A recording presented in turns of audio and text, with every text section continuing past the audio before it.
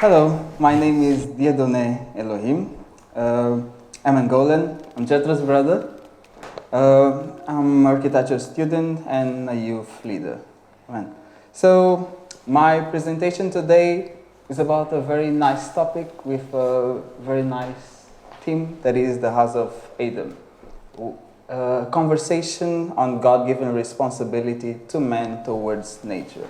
So what do I mean with this? First, the house of Adam. So I'm talking about the planet Earth itself.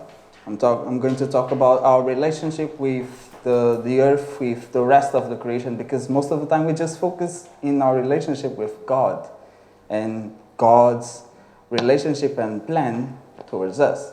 But we forget the rest of the creation, because I think we spend 6 days creating everything else. 5 days creating everything else, and then one creating us for a purpose. Amen. So, I'll say amen and ask you for hallelujahs all the time.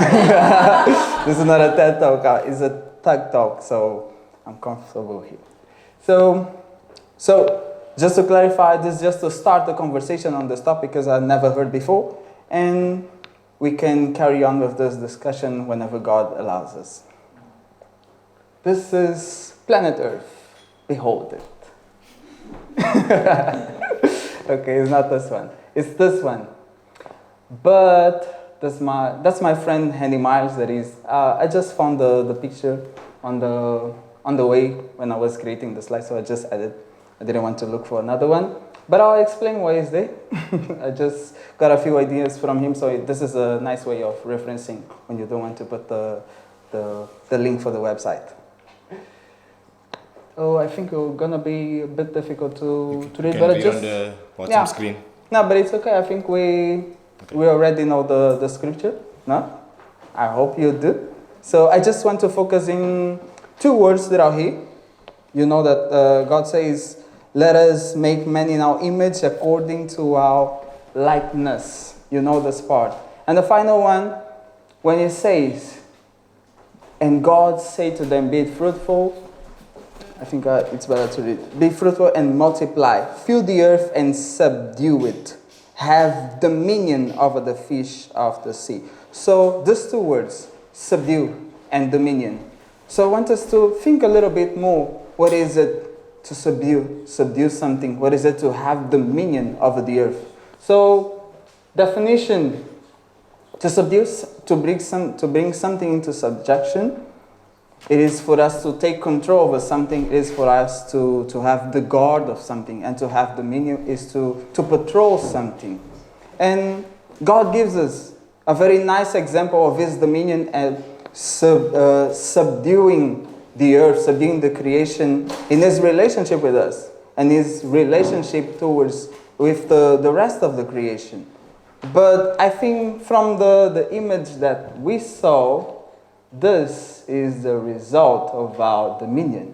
This is the result of our subduing the earth. I don't think that was the original plan, but we need to find this perfect example from God. And the Bible tells us that it is the Lord who created everything that we see around us. And He created with a purpose. As everyone that is here has a purpose. And also, it says that the heavens are the Lord's, and the earth He gave it to the sons of men. So that's why the theme is the house of Adam, because Adam was the first man to whom God gave the dominion of the earth. And during this time that we're here, since Adam is not anymore, but we are His, so we basically receive the dominion. We receive the control. We receive as an heritage. And we are supposed to present as well. Because when someone gives us something to have control on, to have dominion on, so we are supposed also to be accountable for it and to present a result. Am I right or wrong? Right. Yes. So that's basically it. So here we have Psalm 69, 9 to 13 gives us a clear example of how God has the care, dominion, and how He subdues the earth. So He makes the rain to come every season. He makes the sun to shine every time that He has to. He does everything perfect and to work perfectly according to His plan and purpose. So this is an example of His dominion. This is an example of how He should subdue the earth and all the living creatures that He put under our hands. So that's the point. Not to do exactly what we did in the beginning. So we have some questions, of course, but why would we do this? And is this really our responsibility? Because we're running from responsibilities. We have enough responsibilities. And now to have a responsibility towards the creation, besides having a responsibility towards ourselves, that we are running from it because we do not want to present ourselves and to be held accountable for our lives. So, in those questions, does the real state of the earth reveals God's plan for it? I think it doesn't. But we also have to ask ourselves, so what is God's will and what is His plan for the earth, for the rest of the creation? We have to do this question to ourselves. And then, if we find the answer, so we will be asking ourselves one other thing. So, if God has a purpose and a plan and He gave it to us to take control of it, so we will be asked or judged or charged for the use, the exploitation of the resources and everything else that is around us. Because it happened during our watch, while we were standing guard. So obviously, God is going to ask for us to answer when He sees the state that we are putting the creation in. So this is just to start this conversation and to help you to think a little bit more about what He is about to say and do when He finds us in this condition. So just to get the last part of this verse, Revelation 11:18, it says that the nations, it's a bit difficult for me to read. Yeah, but at the end it says that the Lord will make justice, that the Lord will pay for every action that we do. So at the end it says, and for destroying the destroyers of the earth. So it's not talking about the destruction of the world, as he mentions as the destruction of people, but it's talking about the destruction of the earth. So in this case, we understand that we also took part on destroying the earth. So God will obviously charge us the same way that we treat our bodies, and we're going to be held accountable for it. We also have to present the results. We also have to explain what we did with the land that He gave us to have dominion over and to subdue. And we all participate on that. That's why I'm talking to you about that. I'm not talking to geologists or to anyone that is studying biodiversity and everything else, because we as Christians have something to do. And it is for us to take action. So we have more questions. So what should I do? And why should I do it? Do I really have to do it? Is it relevant? And I think the question that I have most of the time, isn't it too late? Isn't it too late for us to do something for our planet, for us to do something for the rest of the creation? I think if you have pets, you would think with me that it's not too late. If you have plants, if you have a garden, so you'll reason with me and we'll end up understanding that it is not too late for us to do something. It's not too late for us to give more attention to this point. So, because there is 3 reasons why we should do this. We should take a stand and make a decision. And I want to tell you a very quick story. It's about a king that for some reason he decided that he wanted to build a tank of milk inside of the palace.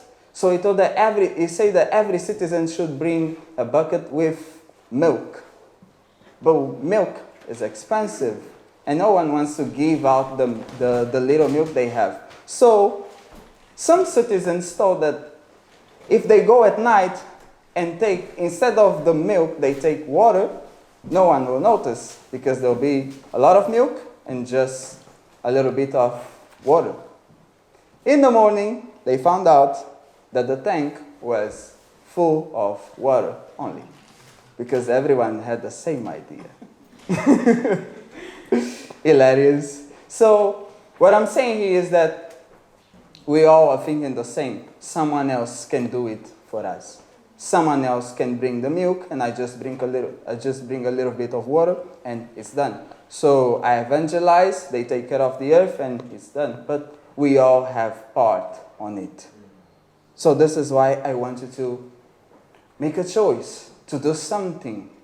For you to ask God what is His plan, for Him to reveal to you, for you to make a choice, for you to help other people to make a stand, for you to engage in these activities, for you to engage in everything else that is related with the plan of God towards creation that He gave us a responsibility with. So here I'm just mentioning a few things like that we are all guilty of. I think all of us have walked or called the Uber to go to somewhere that we could walk. So transport, we know about carbon emissions, we know about climate change and all these other things. I know that there are some people that don't wash the dishes without hot water. So there are 1,000 things that you can change in your daily life that can transform completely the way we live.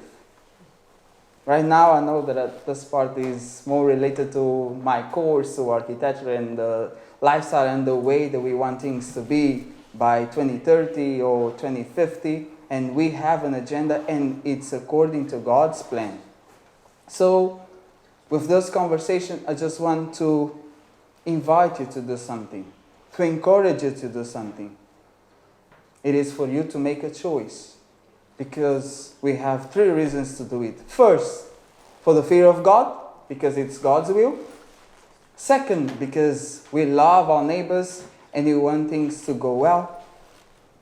Because when we leave this earth, someone is going to be here to bear this heat in December. That is going to be 40 degrees in the next 2 or 3 years. So it is up to us to make this decision. So, thank you. This is my presentation.